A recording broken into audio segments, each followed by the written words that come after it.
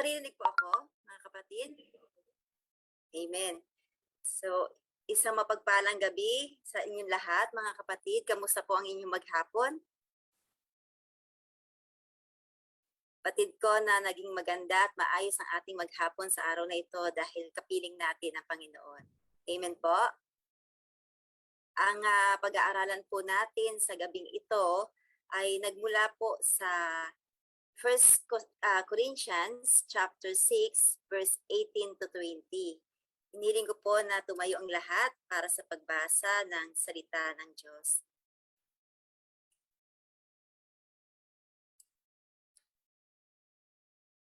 1 Corinthians chapter 6 verse 18 to 20. 18. Huwag kayong makikiapid. Ang ibang kasalanang nagagawa ng tao ay hindi nakakaapekto sa kanyang katawan.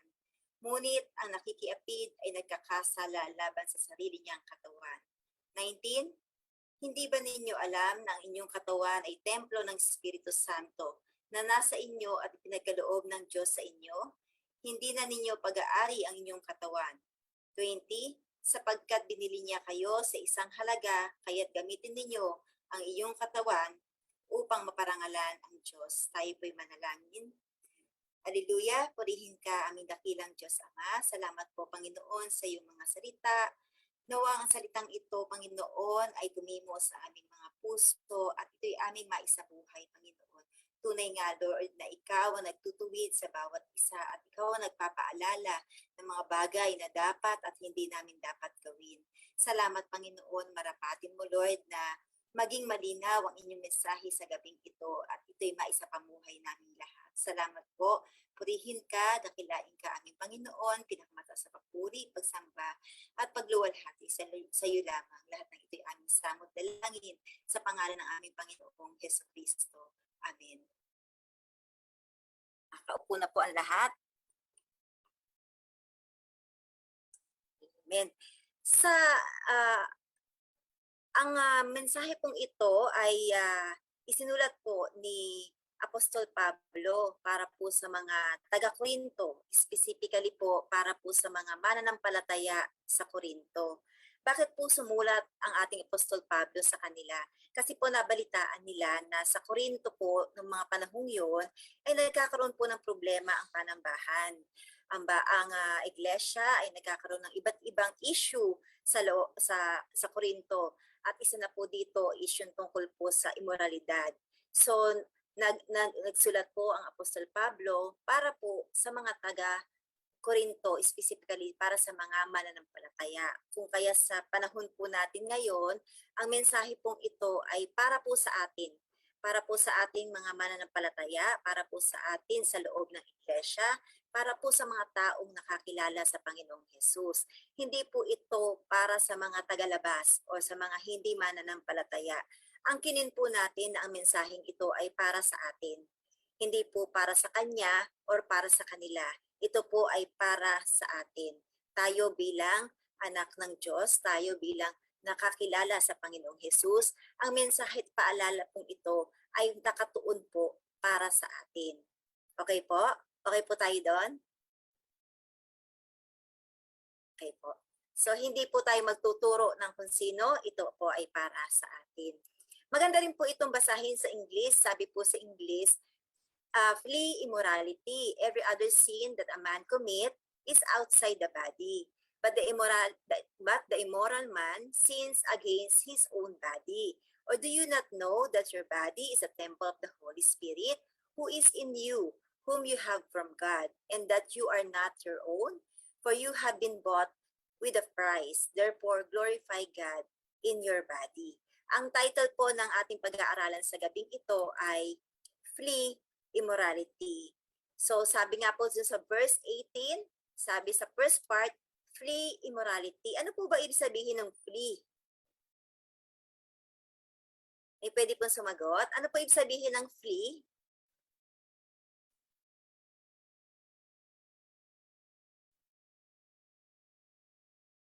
Ma'am Glo, ano ibig sabihin ng flee? Flee? Walang may sound. Pa-on po ng isang speaker para may kausap po ako. isang, ayun. Yes, Kuya Fidel, ano pong ibig sabihin ng flee?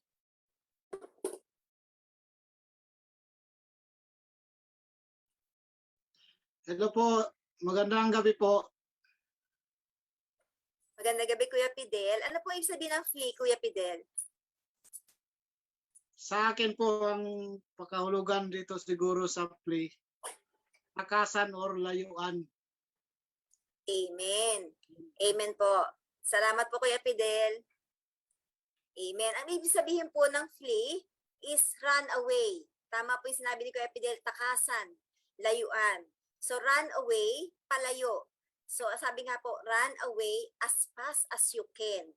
Kung ano yung pinakamabilis na paglayo, gawin mo. Gawin mo daw siyang palayo o lumayo ka sa imoralidad. Takasan mo, layuan mo ang imoralidad. Sa Biblia po, meron po diyang isang karakter na literal. Literal po siyang tumakas from immorality. Sino pong nakakakilala sa kanya? Sino po ang nakakaalala sa storya ng taong ito na kung saan siya ay tinutukso, ninanais siyang sipingan, pero siya po ay tumakbo palayo? Meron po nakakaalala kung sino po ito? Siya po yung ibinenta ng kanyang 11 kapatid. Siya po ay anak ni Jacob at saka ni Rachel. Naalala niyo po ito?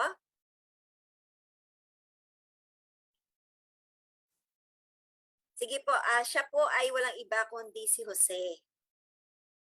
Si Jose or si Joseph, siya po ay lumayo, tumakbo palayo sa immoralidad. Pwede pong pakibasa yung Genesis chapter 39, verse 1 to 12.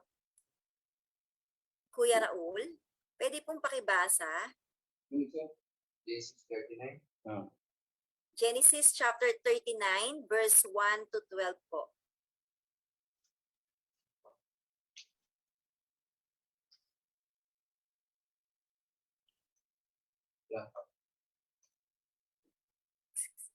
Amen. Hallelujah. Genesis chapter 39, verse 1 to 12, Ate May. Opo. Dinala nga si Jose sa Ehipto at dooy ipinagbili siya ng mga Ismailita kay Potiphar, isang Ehipsyo na pinuno sa pamahalaan ng Faraon at kapitan ng mga tanod sa palasyo. 2.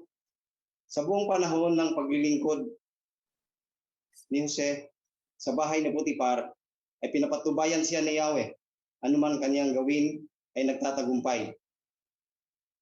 Napansin ng Potiphar na tinutulungan ni Yahweh si Jose. Kaya ginawa siya nitong katiwala sa bahay sa lahat niyang maaari-arian. 5. Mula noon, dahil kay Jose ay pinagpala ni Yahweh ang buong sambahayan ni Potiphar, pati ang kanyang mga bukirin. Pinagkatiwala ni Potiphar kay Jose ang lahat maliban sa pagpili ng kanyang kakainin. Si Jose matupuno at magandang lalaki. Dumating ang panahon na pinagnasahan siya ng asawa ni Potiphar. Sinabi nito, "Sipingan mo ako." Tumanggi si Jose at ang sabi, "Panatag po ang kalooban ng aking Panginoon, sapagkat ako'y narito." Ginawa niya akong katiwala at ipinamahala niya sa akin ang lahat sa bahay na ito maliban sa inyo na kanyang asawa. Hindi ko po magagawa ang ganyan. Kalaking kataksilan at pagkakasala sa Diyos. Hindi pinapansin ni Jose ang babae kahit araw-araw itong nakikiusap na sumiping sa kanya. Ngunit isang araw, nasa bahay si Jose upang gampanan ang kanyang tungkulin, nagkataong wala roon ang ibang utusan. Walang ano-ano'y hinablot ng babae ang kanyang balabal at sinabi, "Halika't sipingan mo ako." Patakbo siyang lumabas ngunit naiwan ang kanyang balabal sa babae. Amen. Amen. Thank you po, Kuya. Amen. Amen. So nakita po natin dito na literal na patakbong lumayo si Jose mula doon sa asawa ni Potiphar. Bakit po kaya siya patakbong lumayo? Sa palagay mo, Kuya Raul, bakit patakbong lumayo si Jose?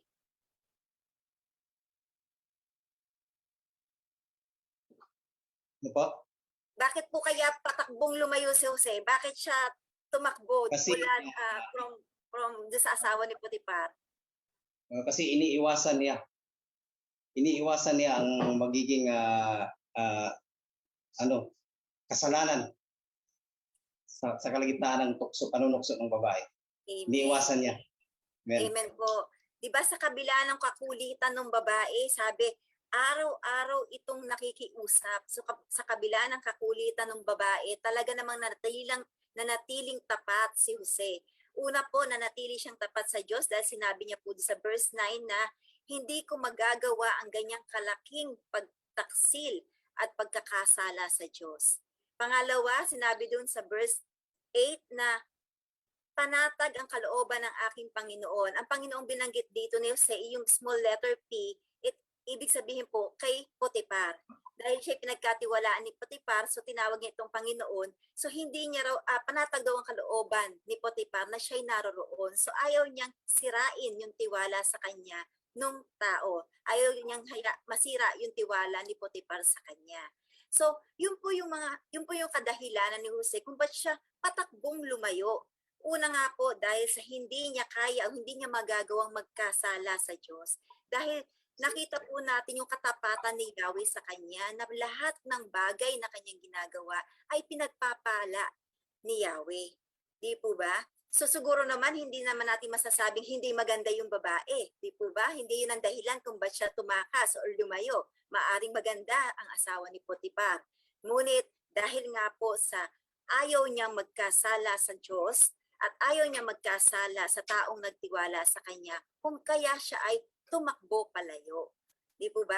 Kaya nga po ang sino mang sumusunod sa utos ng Diyos at lumalayo sa pagkakasala ay patuloy niyang pinagpapala. Yung pong istorya ni Jose, kung babasahin po natin yung buong chapter ng Genesis chapter 39 hanggang sa huli, malalaman po natin na si Jose ay nakulong dahil po yung babae ay nagdrama na sinabi na siya ay pinagtangkaang gahasain ni Jose. Kaya siya ay pinakulong ni Potiphar, si Jose. Ngunit sa kabila nito, nung nasa kulungan na si Jose, ay patuloy pa rin siyang pinagpapala ni Yahweh. No, hanggang sa alam naman natin istorya ni Jose, di ba? Siya yung naging namuno sa Egypt. Kaya yung 7 years of famine ay meron pa rin silang nakain. So, ang isang taong matapat at talagang lumalayo sa kasalanan ay patuloy na pinagpapala ni Yahweh. Sa Biblia din po, meron tayo diyang mababasa naman na kabaligtaran naman ng ginawa ni Jose. Pakibasa po ulit, Bro Ramil, doon po sa 2 Samuel chapter 11, verse 1 to 5.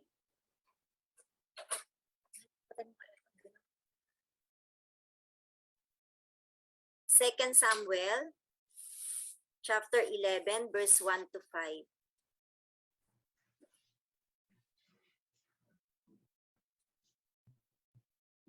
And ito po ang sinasabi, si David at si Bathsheba. Nang sumapit ang tagsibol, panahon na karaniwang nakikipagdigma ang mga hari. Nalabas ni David ang buong hukbo ng Israel sa pangunguna ni Joab at ng iba pang mga pinuno. Pinuksa nila ang mga Amonita at kinubkob ang Raba. Subalit si David ay nagpaiwan sa Jerusalem. Amen. Ikalawa, isang hapon, pagkagising ni David, umakyat siya sa bubungan ng palasyo at naglakad-lakad. Mula roon ay may natanaw siyang isang babaeng naliligo. Napakaganda ng babae. Ikatlo, ipinagtanong niya kung sino iyon. Sinabi sa kanya na iyo'y si Bathsheba, anak ni Eliam at asawa ni Orias na isang Heteo. Ipinakuha niya si Bathsheba na nooy katatapos pa lamang ng kanyang paglilinis ayon sa tuntunin para sa mga babaeng nireregla. Sinipingan siya ni David at pinauwi pagkatapos. Dahil sa nangyaring ito, si Bathsheba ay nabuntis at ipinasabi niya ito kay David. Amen. Amen. So dito po makikita natin ang ginawa ni David. Di po ba? Na siya ay nagpasubmit doon sa tawag ng laman kung saan pinagnasaan niya si Bathsheba. At sa huli nga, si Bathsheba ay nabuntis. At alam natin na ang nangyari dito, yung kasalanan niyang to ay nagdulot pa ng another na kasalanan kung saan hinayaan niya na yung asawa ni Bathsheba ay isalang sa gera hanggang sa ito'y mamatay. Kaya nga po dun sa 2 Samuel chapter 11 verse 27, mababasa po doon na nakasulat na nagkaanak siya na isang lalaki. Si David po ay nagkaanak na isang lalaki kay Bathsheba, ngunit hindi nalugod si Yahweh sa ginawang ito ni David. At alam naman po natin kung ano nangyari kay David eventually, di po ba? Kung kaya't ang mga taong nakakilala sa Panginoon at inangkin ng Diyos bilang kanyang anak at nagkakasala or nag-submit sa isang kasalanan, nagkakaroon ito ng consequences. Di po ba? Kung ikaw ay lumayo sa pagkakasala, patuloy ang pagpapala ng Panginoon. Ngunit kung ikaw ay lumalapit sa kasalanan, hindi nalulugod ang Diyos sa mga taong gumagawa nito. So bakit nga po ba? Ano nga po ba itong immorality? Or immorality po kasi, it's a wickedness, di po ba? Pag sinabing wickedness, ito'y kasamaan. Ang kasamaan ay hindi nanggaling sa ating Diyos. Ito ay gawa ng kalaban. Ito ay gawa ng kaaway. So yung pong fornication, sa iba po kasing salin, sa ibang version, nakalagay po doon is flee fornication. Ang fornication po kasi is any sexual act committed outside biblical marriage. Bakit ko po in-specify yung biblical marriage? Kasi po, nowadays, meron po tayong mga marriages na considered legal but not biblically based. Di po ba? Alam naman po natin yung same-sex marriage which is now being legalized in the United States at yung mga ibang bansa tulad ng Taiwan and Thailand, mga ganyan pong bansa na kung saan ang kasal sa both sex or both gender are considered legal, but this is not biblical. Kaya po, any sexual act na nagagawa outside biblical marriage, this is immorality. This is fornication. Di po ba? Bakit po? Kasi po, once we get married, biblical marriage na tinatawag, this is between single man and a single woman, meron po doong spiritual union. So it is yung pong pakikipagtalik mo sa iyong asawa. It is not just a skin to skin. Hindi po to yung sensual feeling lamang. Meron po ditong spiritual mystery. Meron siyang spiritual union. Kaya nga po, sex when it is committed by a biblical married couple, it is holy. It is pure. It is clean. Pero once it is done outside the biblical marriage, sex is something unholy. It is dirty. Di po ba? Marumi. Kasi hindi siya kalugod-lugod sa Diyos. Mababasa po natin sa Efeso chapter 5 verse 31 to 33. Ako na lang po babasa. Sabi po dito, Efeso chapter 5 verse 31 to 33, gaya ng sinasabi sa kasulatan, dahil dito iiwanan ng lalaki ang kanyang ama at ina at magsasama sila ng kanyang asawa at sila'y magiging isa. 32, ito ay isang dakilang hiwaga na aking inihahayag tungkol sa kaugnayan ni Kristo sa iglesia. 33, kaya't kayong mga lalaki, mahalin ninyo ang inyong asawa gaya ng inyong sarili. Mga babae, igalang ninyo ang inyong mga asawa. So, makikita po natin na dito ay hinalintulad yung marriage, yung biblical marriage sa kaugnayan daw kaugnay ni Kristo sa kanyang iglesia. Sabi po sa 32, ito ay isang dakilang hiwaga na aking inihahayag tungkol sa kaugnayan ni Kristo sa iglesia. Kaya po meron dong spiritual mystery kasi may dakilang hiwaga ang commitment natin between our spouse. No, if we are married, biblically married, so meron pong spiritual union. merong spiritual mystery doon. That it is being done physical act. Di po ba? Mayo kayo't magparami bilang mag-asawa. Hindi magparami sa labas. Joke lang po. So, yun po ang kahalagahan ng biblical marriage. Oh, okay po? What else po? Ang sabi po kasi yung immorality daw, ito po rin yung pagbebenta, selling off, pagbebenta ng laman. So, yung tinatawag na prostitution, or it could be considered yung surrendering sexual purity. Nakakalungkot po ngayon sa Pilipinas. Actually, ang Pilipinas is considered dati na isang conservative country, di po ba? Na ang mga Pilipina doon, ang mga babae doon ay mga dalagang Pilipina. Pag sinabing dalagang Pilipina, tayo ay mahihinhin, tayo ay we preserve our sexual purity. Unfortunately, nowadays, dahil sa kung anumang impluensya ng maraming bagay sa paligid, nagiging masyado ng liberated ang mga kabataan, ang mga Pilipino, nawala na yung pagiging dalagang Pilipina. Nagiging TikTok na lang po yung dalagang Pilipina, Di po ba? So, ngunit batid ko na ang isang kabataan, kung ito ay nasa Panginoong Jesus, he or she will able to keep their sexual purity, na it is reserved for their husband or for their wife pag sila ay ikinasal. So sana po sa mga anak natin ay ito po ang mentalidad.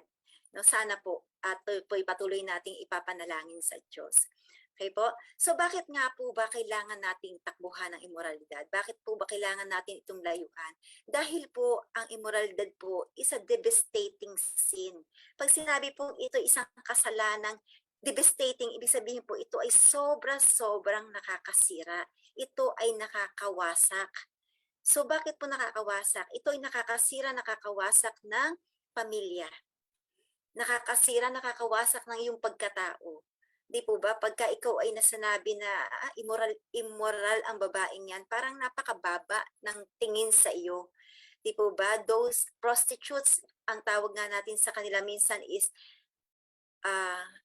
babaeng mababa ang lipad or kalapating mababa ang lipad, mga ganon. Kasi mga po, ganon kababa ang tingin sa isang sexual worker or yung mga prostitute na tinatawag. Kasi nga po, itong immoralidad nito ay sobrang nakakayurak ng pagkatao. Nakakasira ng pamilya, nakakasira ng pagkakaibigan, at higit sa lahat, nakakasira ng tiwala. Kaya po talagang dapat nating layuan. Run away from immorality. So paano nga po ba? How to run away from it? So how to flee from immorality? Una po, yan. So dito naman po sa Saudi Arabia, wala po tayong beer house dito, wala rin pong pub house, pero may mga party places, di po ba? So una po, we have to run away from places where sex is available. So kung saan alam mo na sa lugar na yun ay merong possibility na may mag-offer sa'yo or ma-involve ka sa isang pakikipagtalik outside marriage, wag na natin puntahan ang lugar na yan. Iwasan na yan. Sa Pilipinas po, pag uwi natin sa Pilipinas, ay nagbakasyon, kung ikaw inimbitahan ng iyong kumpare or kung sino man, kamag-anak, at ikaw ay niyayaya sa beer house or mga pub house, ano pa bang mga house yan. So, wag na po tayong sumama doon. Just say no. Period. No more explanation. Just say no. Next po is yung pong mga sexual advantages. Huwag po tayong pumayag na tayo ay hinahawak-hawakan. Ito po ang sinasabi, another term for sexual advantages is ito po yung mga sexual harassment. That can happen sa workplace. It can happen to any places. Di po ba? Ako po pagka ako nakaka-experience minsan sa Bacala, yung parang may biglang humipo sa akin o humawak sa akin, talagang nagugulat po ako. So dapat ganun yung pakiramdam natin na pagka merong hawak na kakaiba, huwag kang pumayag. Talagang pansinin mo or avoid mo siya. So avoid these things. Refuse sexual advantages. Next po, eto po, avoid being alone with an opposite sex.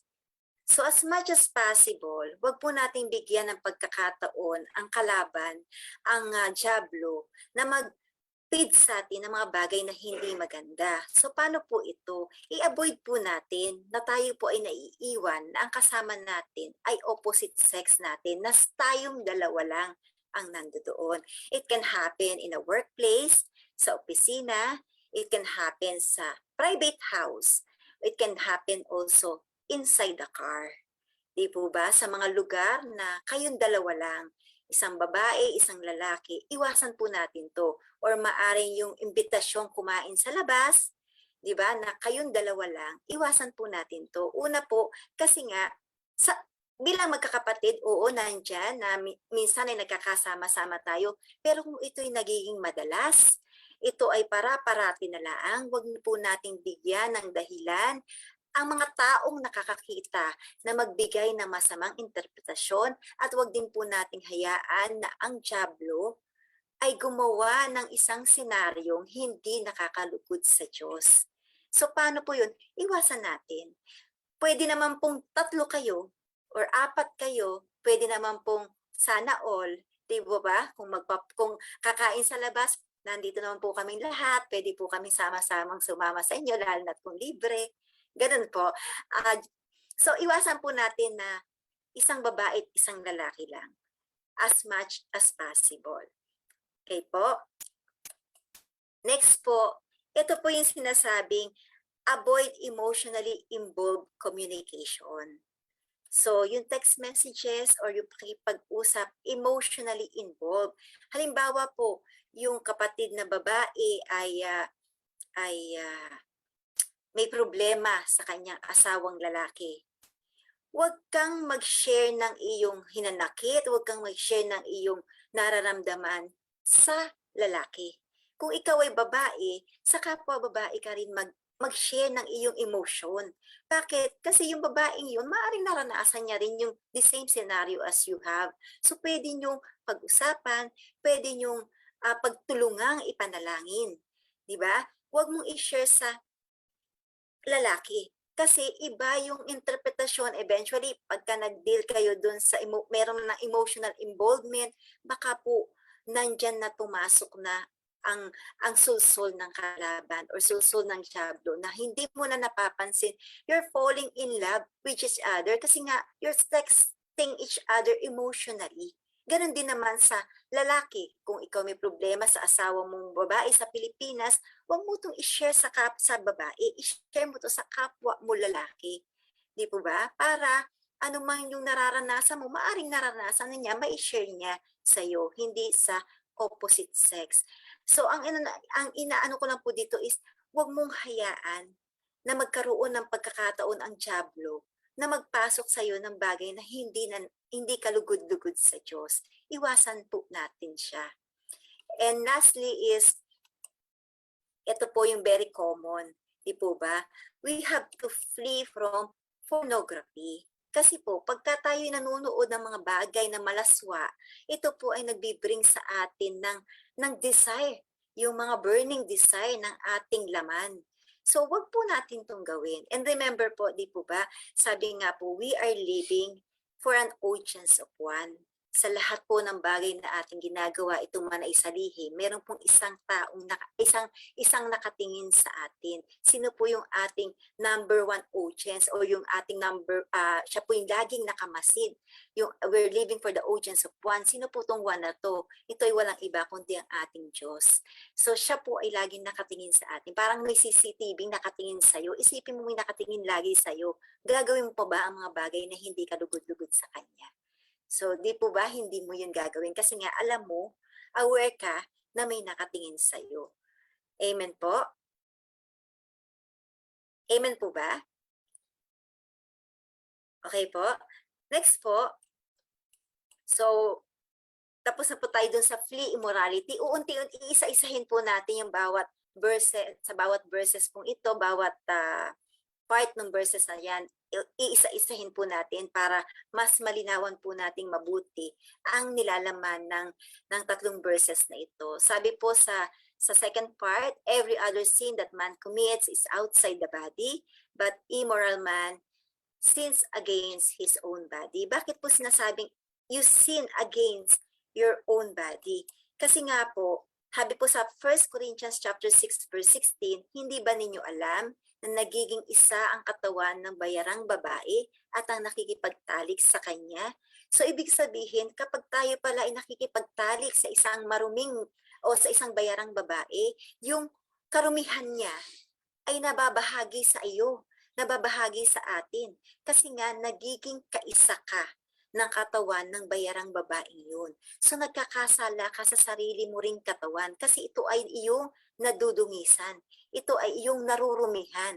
Kasi nga po, di ba, tawag natin sa mga prostitute ay babaeng mababa ang lipad or isang maruming babae. So pagka ikaw nakapagtalik doon, yung karumihan niya ay nababahagi sa'yo. Sa narurumihan mo ang iyong pagkatao. Narurumihan mo yung sarili mong katawan.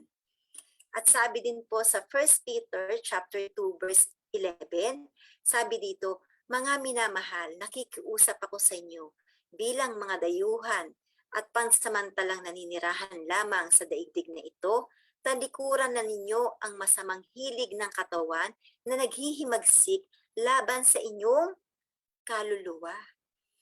So hindi lang pala sa katawan, kundi maging sa kaluluwa. Di po ba ang ating tayo po bilang tao, tayo po ay may tatlong bahagi. Meron tayong katawan, kaluluwa, at espiritu. So yung po palang immoralidad, ito ay nagkakasala sa ating katawan, ito ay naghihimagsik laban sa ating kaluluwa, and eventually, mamaya po mababasa natin, ito po ay lumalaban sa ating espiritu. So, ganun po pala kahalaga na kailangan natin itong layuan ang immoralidad kasi ito ay nagkakasala sa atin bilang pagkatao natin, sa ating katawan, sa ating kaluluwa, at maging sa ating espiritu. Po. Next verse po, yung verse 19, sabi po rito, hindi ba ninyo alam na ang inyong katawan ay templo ng Espiritu Santo na nasa inyo at ipinagkaloob ng Diyos sa inyo? So sabi po dito, templo. So ang ating daw pong katawan ay templo na ng banal na Espiritu Santo. Ano po bang ibig sabihin ng templo? Pag sinabi po kasing templo, ito po is ay isang lugar, a place devoted to worship God. So, lugar na kung saan nakatuon sa pagsamba sa Diyos. So, nung tayo nakakilala na sa Panginoong Hesus, tinanggap na natin siya bilang ating Diyos at tagapagligtas, ang ating katawan ay naging templo na ng Espiritu Santo na ipinagkaloob ng Diyos sa atin. So, dapat ang ating katawan ay nakatuon sa pagsamba sa Diyos. Kasi it become the temple of the Holy Spirit. Di po ba? At hindi po pwedeng magsama ang Espiritu Santo at ang pagnanasa ng laman. Bakit po kaya hindi sila pwedeng magsama? Kasi po,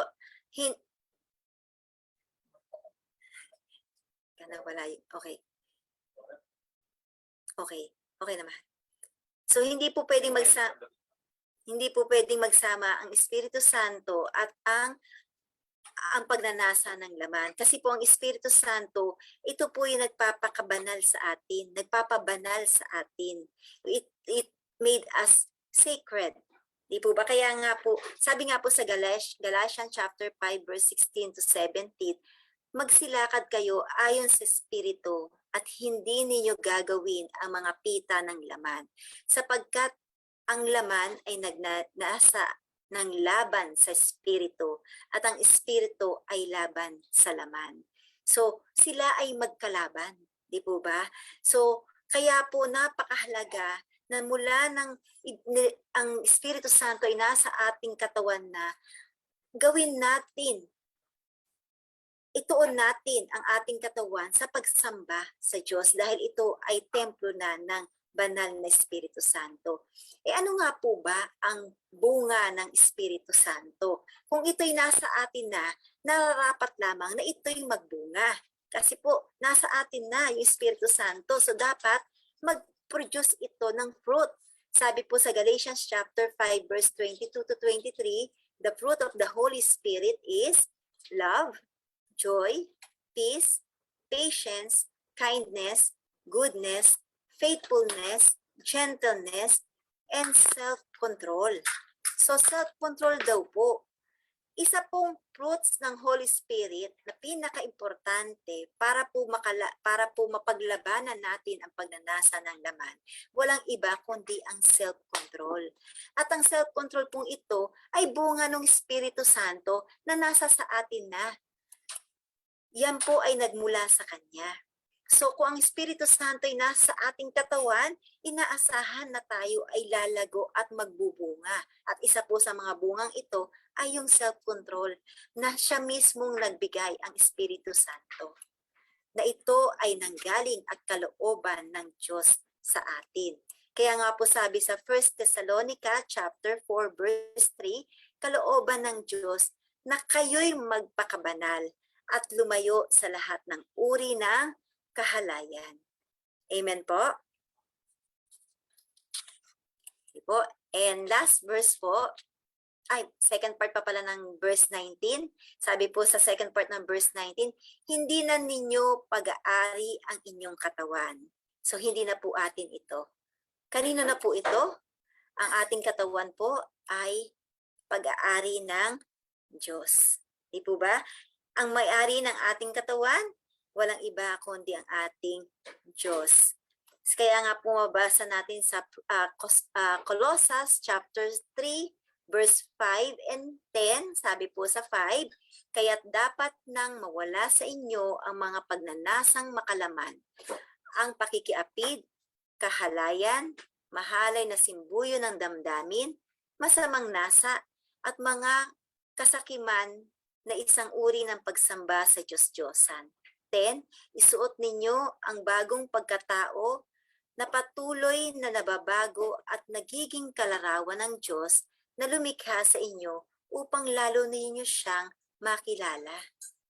Amen po. Napakabuti po ng Diyos, di po ba? Binigay niya na sa atin ang banal na Espiritu Santo at sinabi pa na isuot natin ang bago nating pagkatao na patuloy na nababago at nagiging kalarawan ng Diyos. At sa pamamagitan daw nito, lalo natin siyang nakikilala.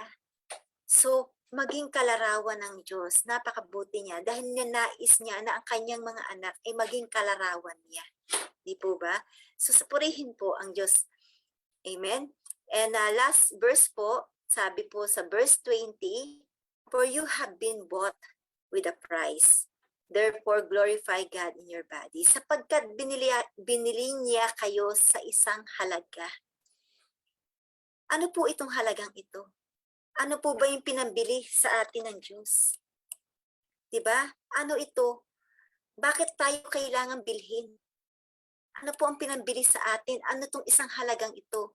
Ito po ay walang iba kundi ang kamatayan ng Panginoong Hesus dun sa krus ng Kalbaryo para po sa kapatawaran ng ating mga kasalanan. Alam naman po natin na sa unang tipan kung paano nababayaran o paano nalilinis ang kasalanan ng isang tao. Di po ba sa pamamagitan ng pag-aalay ng dugo ng hayop? Doon ay pansamantalang nalilinis ang kasalanan. Ngunit dahil sa habag at sa pag-ibig ng Diyos Ama, ibinigay niya ang kanyang bugtong na anak. Sabi nga po, di ba, sa John 3:16? Ganun na lamang ang pag-ibig ng Diyos sa sanlibutan, kaya ibinigay niya ang kanyang bugtong na anak. At sino mang manampalataya dito hindi mapapahama, kundi magkakaroon ng buhay na walang hanggan. Bakit niya ibinigay? Ano po ba yung purpose ng Panginoong Hesus? Bakit siya bumunta rito sa lupa? Di po ba para sa kabayaran ng ating kasalanan? Para sa ang pagkamatay niya sa krus, ito po yung magpapalinis sa atin. Ito yung magiging permanent payment. Ito po yung halaga na ibinayad para po sa ating kasalanan. Ganun po kabuti ang Panginoon sa atin. Ganun po kabuti ang Diyos Ama. Alam niyo po, unless we internalize, unless talagang ma-realize natin kung ano ba itong dakilang habag na to, hindi natin mauunawaan yung importansya ng ginawa ng Panginoong Hesus. Pero once na na-realize natin na sobra pala akong mahal ng Diyos, kaya pati yung anak niya, hinayaan niyang magdusa at hinayaan niyang mapako sa krus, specifically para lang sa akin, para lang magkaroon ako ng buhay na walang hanggan. Napakabuti po ng Diyos. Saka mo lang po marirealize na napakapalad ko na ako'y tinawag ng Diyos. Ganun pala ako kahalaga sa Kanya. Amen po. Sabi nga po sa Romans chapter 5 verse 8 to 9, ngunit ipinadama ng Diyos ang kanyang pag-ibig sa atin nang mamatay si Kristo para sa atin nung tayo'y makasalanan pa. Di po ba? Nung namatay ang Panginoong Hesus para sa atin nung tayo'y makasalanan pa. Kaya't sa pamamagitan ng kanyang dugo, tayo ngayon napawalang sala at tiyak na maliligtas sa puot ng Diyos. Yung pong pagkamatay ng Panginoong Hesus doon sa krus ng Kalbaryo, ito po yung ibinayad. Ito po yung ibinayad para sa atin.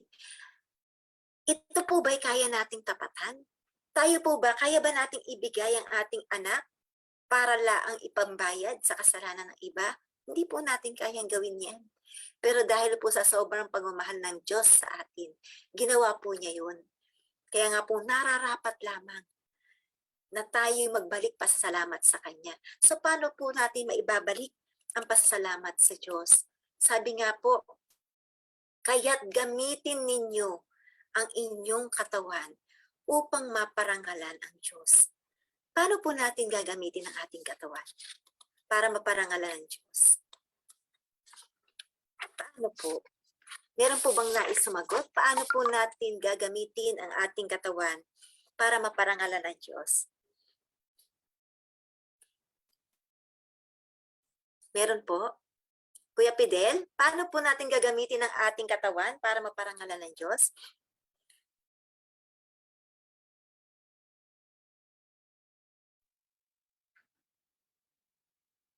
Amen po.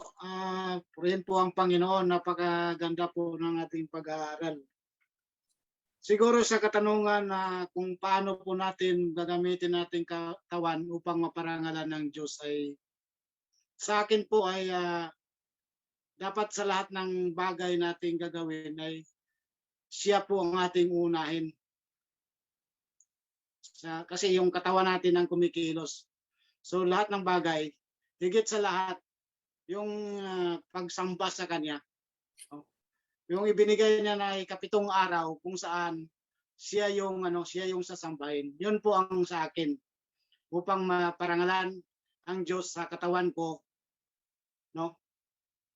Kaya nga ibinigay ko na yung ko talaga, yung kahit saan ako mapunta ibinigay ko na yung time na para sa Diyos kasi siya yung nagsasabi na yung 7 araw ay para sa akin.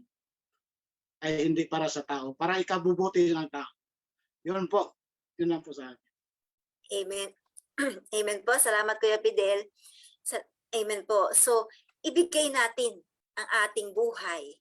Ang ating katawan ay paggamit natin para maparangalan ang Diyos. Kaya nga po sabi po sa Romans chapter 12 verse 1, sabi po dito, kaya nga mga kapatid, alang-alang sa masaganang habag ng Diyos sa atin, ako'y nakikiusap na ialay ninyo ang inyong sarili bilang isang handog na buhay, banal at kalugod-lugod sa Diyos. Ito ang karapat-dapat na pagsamba ninyo sa Diyos. Tulad nga nung binanggit ni Kuya Fidel, ihandog natin ang ating buhay. Gamitin natin ito para sa ikalulugod ng Diyos. So sabi, banal at kalugod-lugod. Pag sinabing banal, di po ba, walang bahid na immoralidad. Di po ba? So kailangan ito ay malinis. Sa bawat buhay, sa araw-araw ng ating buhay, hindi naman po tayo pwedeng magmalinis na sabihin natin na wala na tayong nagagawang pagkakamali o wala na tayong nagagawang kasalanan sa ating buhay. Ang sinasabi po dito is yung intentional sin. Huwag po nating gawin yung mga bagay na alam nating hindi na bibigay kaluguran sa Diyos. Di po ba? Tulad nga po nung immoralidad. Kasi po ang immoralidad, you are aware na hindi ito tamang gawin. So bakit mo ginagawa? So wag mo siyang gawin dahil alam mo na hindi siya na ayon sa nais ng Diyos sa iyo. So ang ating katawan, nung ito, tinanggap na natin ating Panginoong Hesus sa ating buhay bilang ating Diyos tagapagligtas, nasa atin ang banal na Espiritu Santo, nararapat lamang na ang ating katawan ay gamitin natin sa pagsamba sa Diyos. Dahil sabi nga, it is temple of the Holy Spirit and it is no longer ours. It belongs to God, di po ba? So, handog natin ang ating buhay bilang banal at kalugod-lugod sa Diyos. Kaya nga po may paalala si Apostol Pablo sa mga taga-Epeso. Sabi niya po sa Epeso chapter 4 verse 17 to 13, sabi niya dito, sa pangalan ng Panginoon, ito ang sinasabi ko sa inyo. Huwag kayong mamuhay tulad ng pamumuhay ng mga walang pananampalataya sa Diyos. Walang kabuluhan ang kanilang iniisip. 18, wala silang pangunawa dahil sa kanilang kamangmangan at katigasan ng ulo. Wala silang bahagi sa buhay na kaloob ng Diyos. Sila'y naging alipin ng kahalayan at wala silang kahihiyan, kaunti man lang. Wala na silang inatupag kundi pawang kalaswaan. Hindi ganyan ang natutunan nyo tungkol kay Kristo. Napakinggan na ninyo ang aral ni Jesus at natutunan na ninyo ang katotohanang nasa Kanya. Iwanan na ninyo ang dating pamumuhay, hubarin na ninyo ang inyong dating pagkatao na napapahamak dahil sa masamang pagnanasa, magbago na kayo ng diwa at isip. Narinig na po ba natin ang tungkol sa Panginoong Hesus? Amen po, di po ba? Kaya nga po, tayo ay nagpapatuloy sa pag-aaral ng kanyang salita dahil napakinggan na natin ang ating Panginoong Hesus. Tinanggap na natin siya bilang ating Diyos tagapagligtas. So kung kaya't nararapat lang na iwanan na natin ang dati nating pamumuhay. Mamuhay na tayo ng naaayon sa kanyang nais, naaayon sa ninanais ng Diyos para sa atin. Amen po ba? Summary na po tayo. Amen. So sa summary po,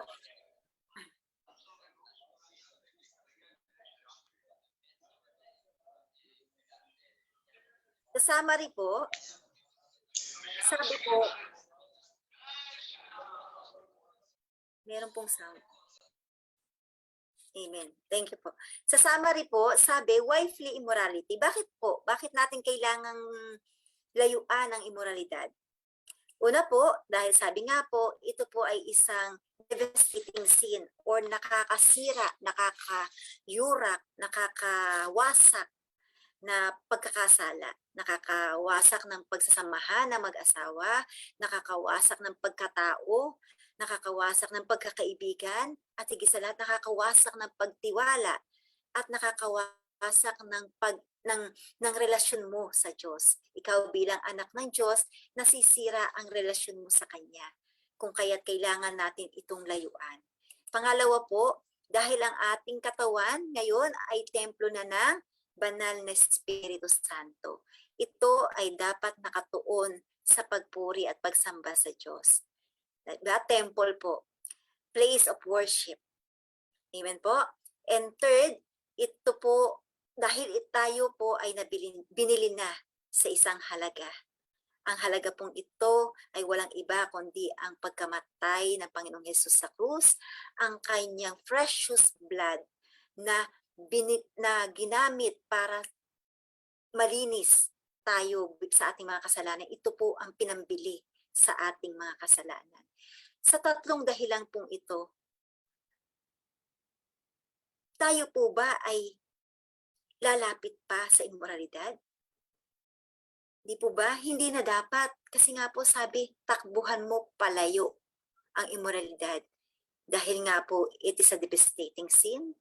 Our body is now a temple of the Holy Spirit, and because we are bought with a price, yung dugo ng Panginoong Hesus.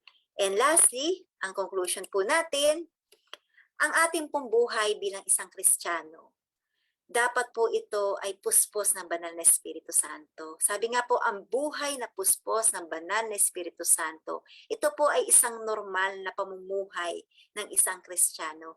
Kung sinasabi mong ikaw ay isang Kristiyano, nararapat lamang na ang buhay mo ay napupuspos ng banal na Espiritu Santo. Ibig sabihin, yung fruits of the Holy Spirit, yung bunga ng banal na Espiritu Santo, ay nakikita sa atin. Isa na po rito yung self-control, which is very important po para po sa immoralidad. Para maiwasan mo ang immoralidad, napakahalaga po ng bunga na self-control. Dahil sabi ko nga po kanina, yung pagnanasa ng laman, kailangan po ito ay napipigilan. Ito po sa pamagitan ng iyong pag-control, self-control mo po na bunga ng Espiritu Santo. So ulitin ko po, yung pong spirit-filled life, yun po dapat yung isang normal Christian life. So paano po tayo magkakaroon ng spirit-filled life? Ituon po natin ang ating puso, ang ating isip sa Panginoong Hesus. So when we consume our mind with Jesus, kung lagi mong naiisip or lagi ka nagbabasa ng Biblia, may oras ka pa ba para mag-isip ng mali siya? O may oras ka pa ba para mag-isip ng mga bagay na malaswa? Siguro wala na, di ba? Kasi nga, our mind are consumed by the Word of God. So our life is filled with the Holy Spirit. Ang buhay na puspos ng banal na Espiritu, ito po ang buhay ng isang Kristiyano. Amen po. All praises and glory to God alone. Yun lamang po, kung may mga katanungan po, paglilinaw,